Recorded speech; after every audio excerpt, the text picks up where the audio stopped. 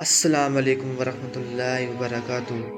آپ دیکھ رہے ہیں نور برہم۔ یہاں آپ کو ملے گی دین کی باتیں، اسلامی نصیحتیں اور روحانی تعلیمات۔ آج کی اس ویڈیو میں ہم ایک اہم اور مفید بیان سنیں گے جو ہماری زندگی کے لیے بہت فائدہ مند ہے۔ ویڈیو کو آخر تک دیکھیں اور اگر پسند آئے تو لائک اور سبسکرائب کرنا نہ بھولیں۔ پہلے تو یہ سمجھ لیں کہ مسلمانوں کا نیا سال محرم سے شروع ہوتا ہے۔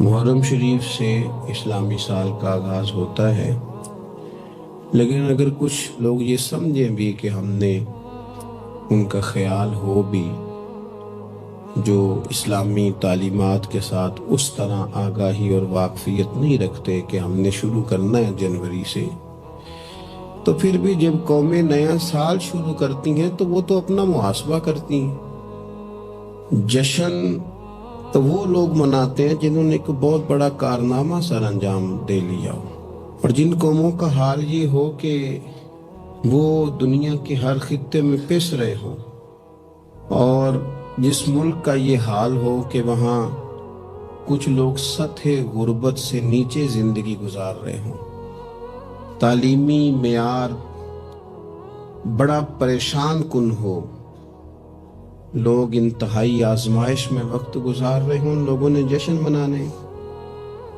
ہمارے تو ذمہ یہ تھا کہ ہم حساب کرتے کہ یہ سال گزرا ہے، کتنی نمازیں میری رہ گئی، کتنے خیر کے کام تھے جو میں نہ کر سکا۔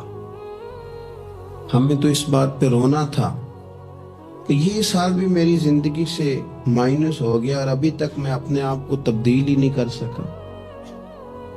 ایک سال اور گزر گیا اور میرے اندر کوئی بھی پرہیزگاری، نیکی، خیر والی تبدیلی نہ آ سکی۔ ہمیں تو اپنا حساب کرنا تھا۔ یہ سال بھی گزر گیا اور مسلمان کھل کے اس سال نہ بیت اللہ کی زیارت کر سکے، نہ روضہ رسول کی حاضری دے سکے۔ تو یہ تو مقام استغفار ہے، تو مقام توبہ ہے، اور قوم کو لگا دیا گیا ہے، بس وہ ایک چکر میں پڑ گئی ہے، جو بھی موقع ہے بس وہ کسی نہ کسی جگہ پہنچ جاتی ہے، اور ہم ہیں کہ بس یہ دیکھتے ہیں کہ آج کل ہوا کدھر کی ہے، سوچتے سمجھتے بھی نہیں اور اس کے پیچھے چل نکلتے ہیں۔ تو اس لیے ایک تو پچھلے سال کی غلطیوں سے اللہ سے معافی مانگیں، کمزوریوں سے، اور نئے سال کے لیے اپنے ارادوں کو وضو کرائیں، اپنی نیتوں کو صفائی دیں، کوشش کریں کہ یہ سال جو آیا ہے میں اللہ کی فرما برداری میں گزاروں گا، میں رسول اللہ صلی اللہ علیہ وسلم کی سنت کی اتباع میں گزاروں گا، میں اپنے دین کے لیے، ملت کے لیے، وطن کے لیے کچھ کر کے دکھاؤں گا، میں اپنی طبیعت کے اندر وہ چیزیں پیدا کروں گا کہ میرا وجود نفع والا ہو،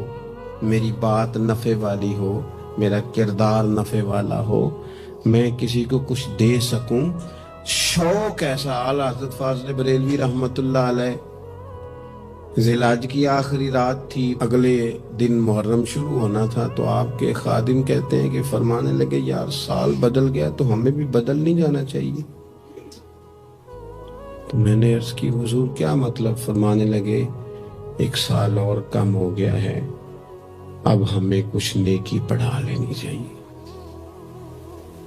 یہ ایک سال اور گزر گیا، اگر تھوڑی مہلت مل گئی ہے تو ان ایام میں رب کر لینی چاہیے، کوئی خیر ہمیں جمع کر لینی چاہیے۔ اللہ کے حضور دعا ہے مالک کریم ہمیں سمجھ عطا فرمائے، ہمارے حال پہ اللہ رحمت فرمائے۔ انسان کی زندگی میں جو چیزیں اسے بہت زیادہ نقصان دیتی ہیں اور بہت پیچھے چھوڑ دیتی ہیں، دنیاوی معاملات سے لے کر روحانی، اخلاقی، قلبی اور قرب الہی کے معاملات تک کو جو چیزیں نقصان پہنچاتی ہیں، ان میں ایک بڑی چیز غفلت ہے۔ ایک لفظ ہوتا ہے جو ہمیں اکثر سننے کو ملتا ہے کہ آپ کی توجہ نہیں ہے۔ یہ ढेर सारे लोगों का मुतालबा होता है, अहले खाना भी मुतालबा करते हैं, कई मौके पर वालिदैन भी मुतालबा करते हैं, गुरबा भी मुतालबा करते हैं कि अमीरों की हमारी तरफ तवज्जो नहीं है। और ये बड़ी लाजमी सी बात है कि किसी चीज पर जब तवज्जो रहती है तो वो चीज बेहतर हो जाती है, और जब अदम तवज्जही का लोग मुजाहिरा करते हैं तो वो मामला खराब हो जाता है। ये जो अदम तवज्जो है इसी को गफलत कहते हैं। और जब इंसान के मिजाज पर गफलत तारी होती है और गफलत उस पर पूरी तरह गलबा कर लेती है तो फिर उसकी जरखेज जमीन को वो बंजर करती है। गफलत इंसानी दिल के लिए बड़ी नुकसानदेह चीज है और इंतहाई तकलीफ और जरर का बाइस है। दिलों पर जो कहत नाजिल होता है, कहत वीरान हो जाते हैं दिल, और जो दिलों पर खुश्की नाजिल होती है कि तबीयतें खुश्क हो जाती हैं, ये गफलत की वजह से होती है। जो लोग गाफिल हो जाते हैं ना, अपने मामलात का ध्यान नहीं रखते, देखे ना, आपको खाना खाते भी गाफिल नहीं होना चाहिए। अगर खाना भी गैर मोतदिल खा लिया जाए तो वह इंसान की तबीयत के लिए बाइसे जरर बन जाता है, नुकसान का बाइस बनता है। बात करते हुए भी गाफिल नहीं होना चाहिए। कई दफा जुमले ऐसे निकल जाते हैं जो इंसान के लिए फिर शर्मिंदगी का बाइस बनते हैं। इंसान को गाफिल होकर कोई काम नहीं करना चाहिए, गाफिल होकर, मदहोश और बेहोश होकर नहीं। गफलत दिल को वीरान करती है, तबीयत में खुश्की लाती है। गाफिल कभी ना बने। कुरान मजीद फुरकान हमीद ने इरशाद फरमाया कि इक़्तरब लिन्नासि हिसाबुहुम, फरमाया लोगों के हिसाब का वक्त करीब आ गया।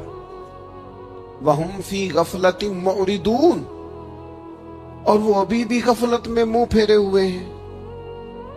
टाइम आ गया हिसाब देने का, लेकिन वो भी गाफिल हैं। हमारे जो ज्यादातर नुकसान जिंदगी में हुए हैं वो सिर्फ हमारी गफलत की वजह से हुए। हमने चीजों पर तवज्जो नहीं दी, चीजें गड़बड़ हो गई। जिस आदमी ने फूल लगाए हों, फल लगाए हों, खेती लगाई हो, वो दाना डाल के पानी दे के फारिग नहीं हो सकता, उसे तवज्जो करनी पड़ती है। और किसी ने कहा था माली जींदे हों तो फिर बूटे सुकदे नहीं। अगर मौजूद हो ना उनको सेंचने वाला, रखवाली करने वाला, तो फिर उनकी जड़ें कभी खुश्क नहीं हुआ करती। हमारी जो गफलतें हैं ये बड़ी जरर का बाइस है, नुकसान का बाइस। और मजबूरी माफ होती है, गफलत माफ नहीं होती। स्कूल में पढ़ते थे, मदरसे में पढ़ते थे, तो एक मजबूरी हो गई जी, खुदा न खास्ता घर में कोई परेशानी हो गई तो असातिज़ा उस पर सजा नहीं देते। कोई खुशी का मौका है घर में, फैमिली में किसी की शादी है, असातिज़ा उस पर सजा नहीं देते। लेकिन अगर कभी पता चलता था ना कि ये घर से तो आया था लेकिन मदरसे नहीं आया, ये स्कूल नहीं आया, रास्ते में गाफिल हो गया, तो ये बात खौफनाक थी।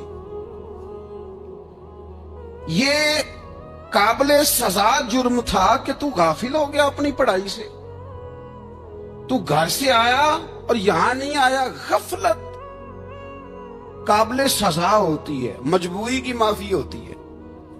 हमारा आज का जो मसला है वो गफलत का है। ढेर सारे लोग हैं, समझदार भी हैं, सियाने भी हैं, मामला फहम भी हैं, बाशऊर भी हैं, तालीम की डिग्रियां भी रखते हैं, लेकिन अगर उनकी जिंदगियों की तकलीफों को देखा जाए और बेआबाद रूह को देखा जाए और सजदों से उनकी दूरी को देखा जाए तो एक ही बात समझ में आती है कि पता सारा है लेकिन ले डूबी है गफलत। तवज्जो नहीं की। लायक बच्चा भी नालायक तरीन जिंदगी गुजारता है, इसलिए कि उसके लायक होने के साथ साथ उसका तवज्जो करना भी तो जरूरी है ना। निरे लायक का क्या फायदा अगर वो मेहनती नहीं, اگر وہ توجہ ہی نہیں کرتا، اپنا سبق دھیان سے سنتا پڑھتا ہی نہیں، تو بھی جتنا مرضی لائق ہو پیچھے رہ جائے گا۔ اور کئی نالائق ہوتے ہیں، رٹا لگا کے پاس ہوتے ہیں، پر چلو رٹا تو لگاتے ہیں نا، محنت تو کرتے ہیں نا، جدوجہد تو کرتے ہیں۔ کئی نالائق جدوجہد کے باعث آگے گزر جاتے ہیں، اور کوئی اسی چکر میں رہ جاتے ہیں، میں بڑا لائق ہوں، کل پڑھ لوں گا، پرسوں پڑھ لوں گا، ہفتہ تیاری کر کے پاس ہو جاؤں گا۔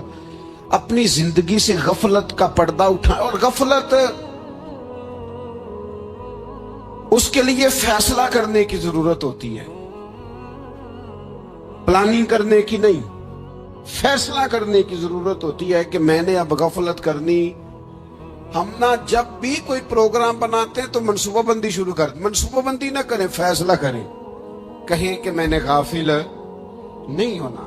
غفلت غرق دنیا کا نام ہے، اپنے آپ کو غفلت سے بچائیں۔ آپ دیکھیں حضرت کعب بن مالک رضی اللہ تعالیٰ عنہ فرماتے ہیں، بخاری میں موجود ہے، فرماتے ہیں کہ جنگ میں پیچھے رہ گیا تھا،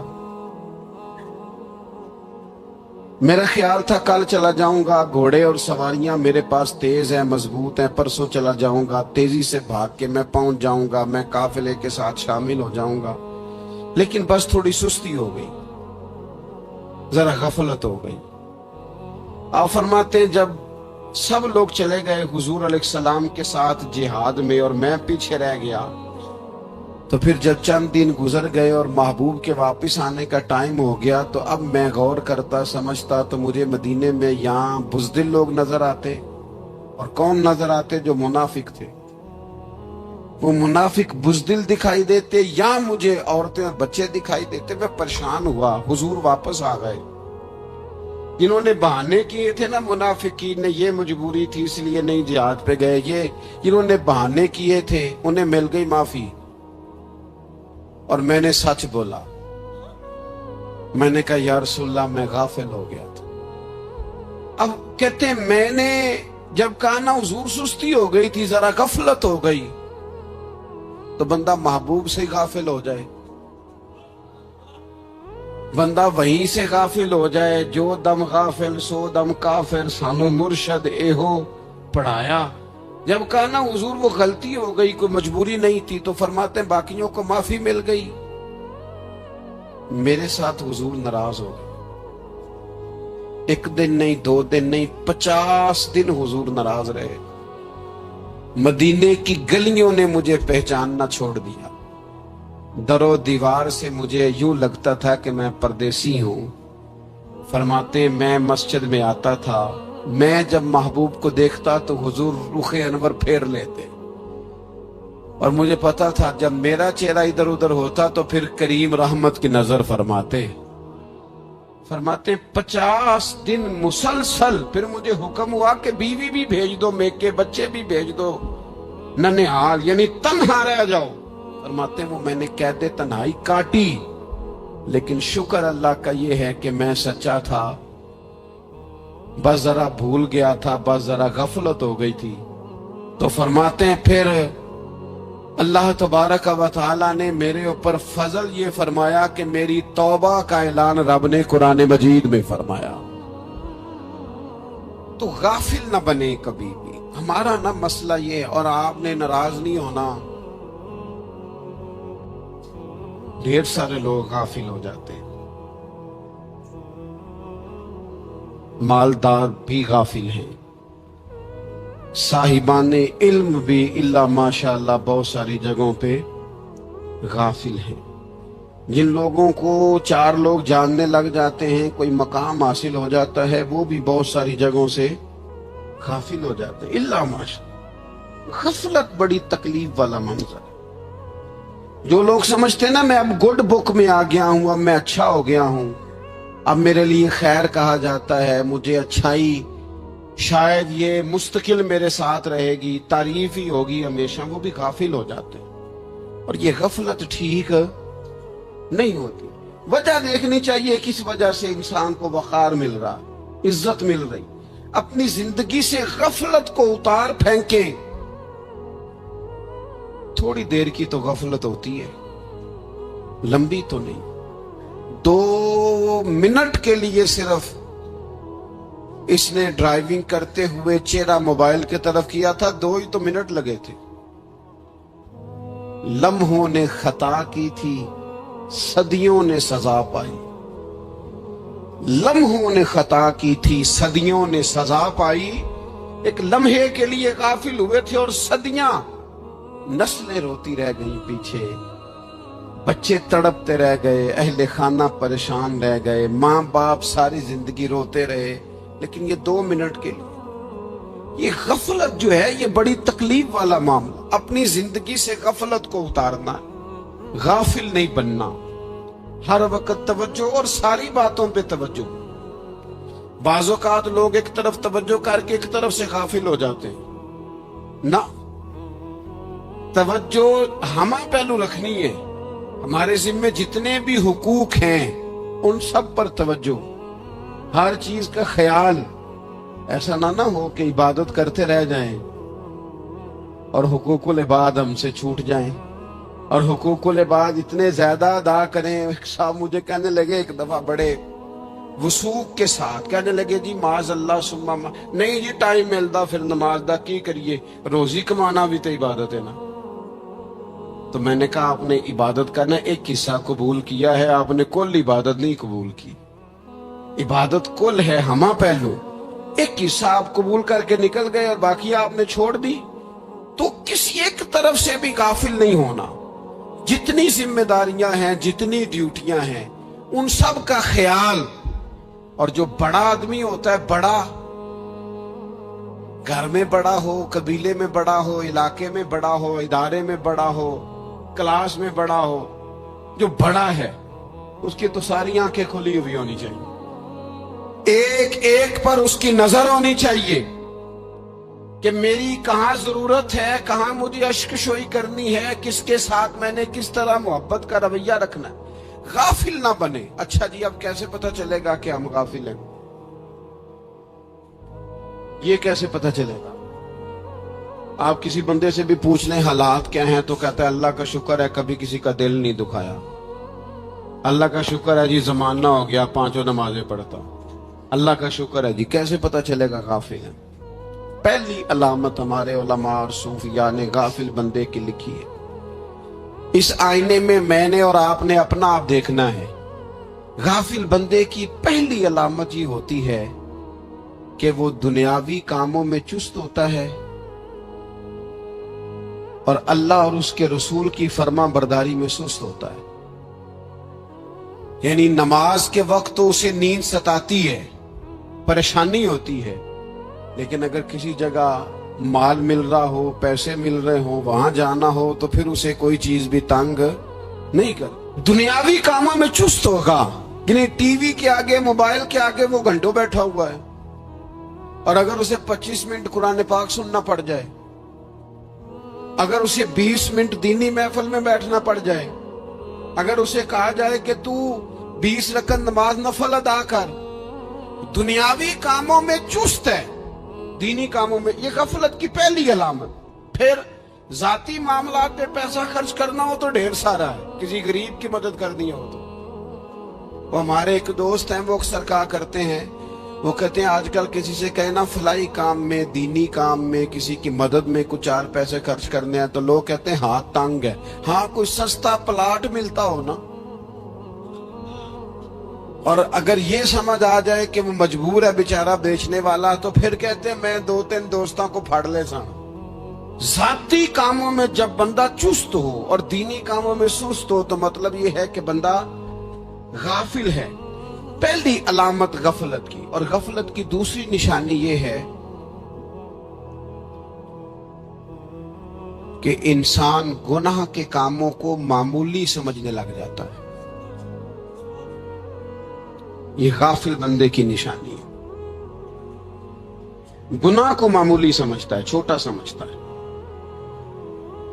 آج کل لوگ کہتے نہیں میں کو اکیلا کر رہا ہوں، ساری دنیا ہی کرتی ہے۔ اور جناب کیا ہو گیا اگر یہ غلطی ہو گئی تو بندے سے ہو ہی جاتا ہے۔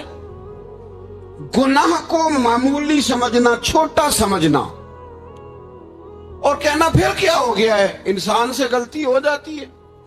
آپ دیکھ لیں کہ सैकड़ों बीसियों गुनाहों का बोझ हमारे सरों पे होता है, लेकिन कोई हमारा दबदबा है, कोई हमारी गुफ्तगू है, कोई हमारे जुमलों में खुद पसंदी है, कोई रियाकारी है, कोई तसन्नु है। ये गाफिल बंदे की अलामत है। नबी अकरम सल्लल्लाहु ताला अलैहि वसल्लम ने फरमाया, मोमिन अपने गुनाहों को पहाड़ की तरह समझता है। ये बुखारी में हदीस है। मोमिन पहाड़ की तरह जानता है और वो डरता है कि कहीं वो पहाड़ उसके ऊपर गिर ना जाए, यानी कहीं मुझे मेरे गुनाह की सजा ना मिल जाए। छोटे गुनाह को भी पहाड़ जानता, यार मुझसे गलती हो गई, मुझे ठीक कर लेनी चाहिए, मुझे माफी ले लेनी चाहिए, मुझे तौबा कर लेनी चाहिए। मोमिन अपने ऊपर गुनाह को पहाड़ की जानिब समझता है। और हुजूर अलैहिस्सलातु सलाम फरमाते हैं कि ये जो फासिक और फाजिर होता है ना, अल्लाह का नाफरमान, ये गुनाह को मक्खी की तरह समझता है। ये समझता है मैंने इशारा करना है, मक्खी ने उड़ जाना है। मोमिन की अलामत ये है कि वो पहाड़ जानता है, अगर गलती हो जाए तो पहाड़। इमाम आजम अबू हनीफा रहमतुल्लाह अलैह गुजर रहे थे तो बारिश हो गई थी और कूफा में कीचड़ था, तो आपने जो जूते पहने हुए थे उन जूतों से चलते हुए ना आपके पांव से कुछ मिट्टी उड़ी, तो सामने एक यहूदी था। अब उस जमाने में दीवारें कच्ची होती थी, उसके दीवार पर जाके वो मिट्टी जो थी वो लग गई।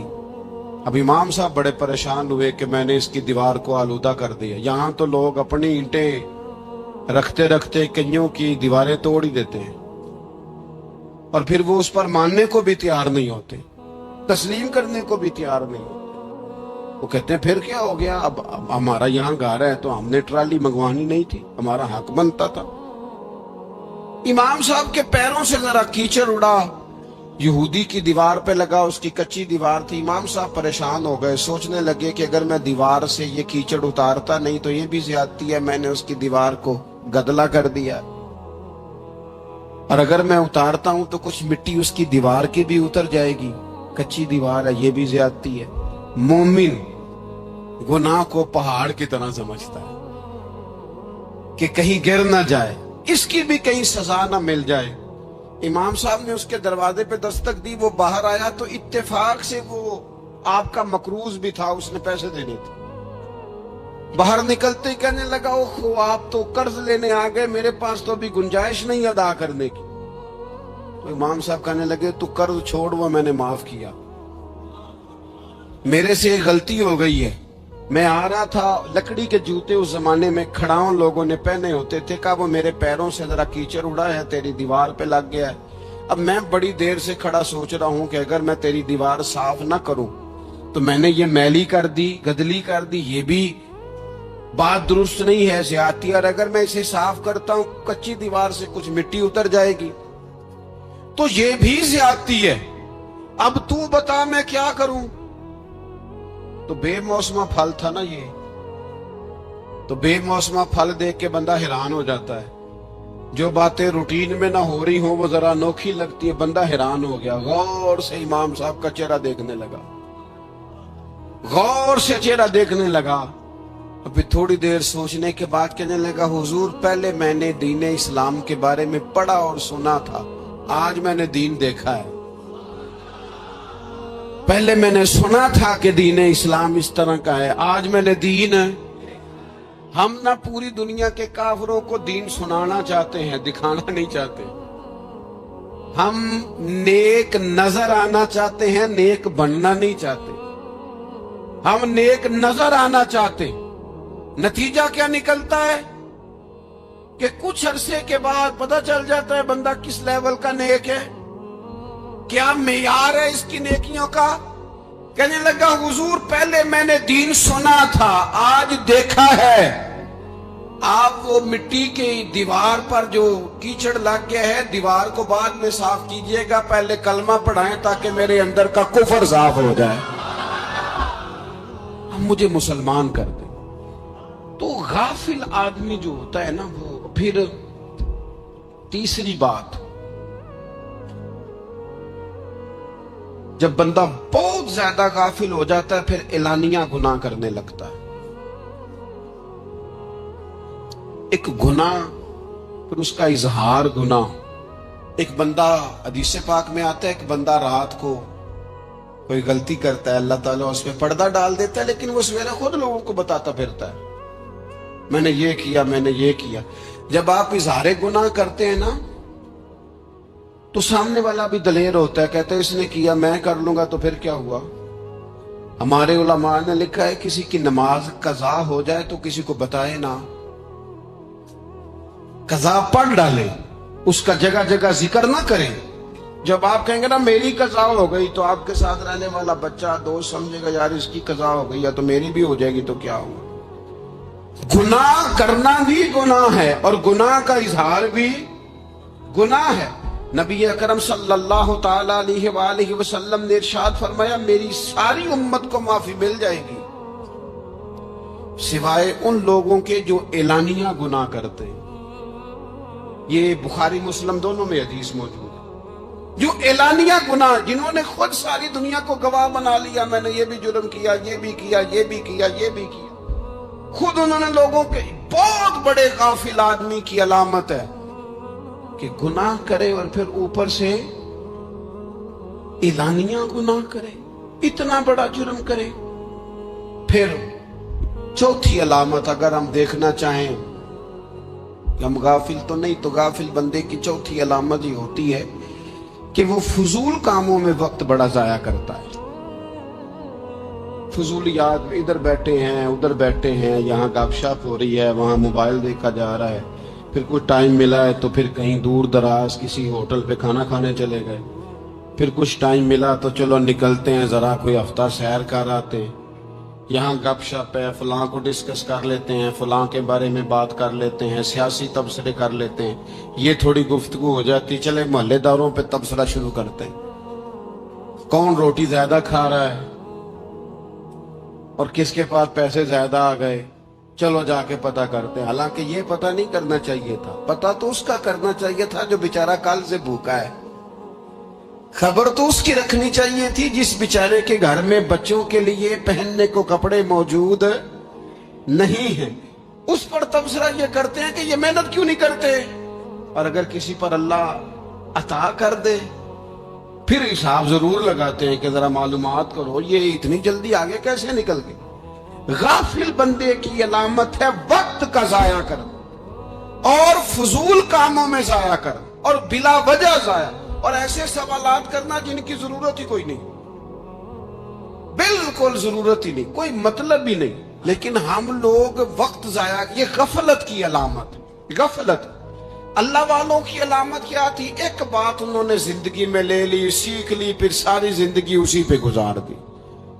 ان کا ارادہ تھا نا کشکول سیدھا کیا. کچھ لوگ ساری زندگی لیکچر قبول لے لے کے سن کے پھر بھی سمجھنے کو تیار ہے. یہ غافل دل کی علامت ہے. اس لیے نبی پاک صلی اللہ تعالی علیہ وسلم نے فرمایا دو نعمتیں ایسی ہیں جن میں اکثر لوگ غفلت میں ہیں، ایک صحت اور دوسری فراغت. لوگ بلا وجہ وقت ضائع کرتے ہیں. اللہ نے صحت دی ہے کسی خیر کے کام میں لگائیں.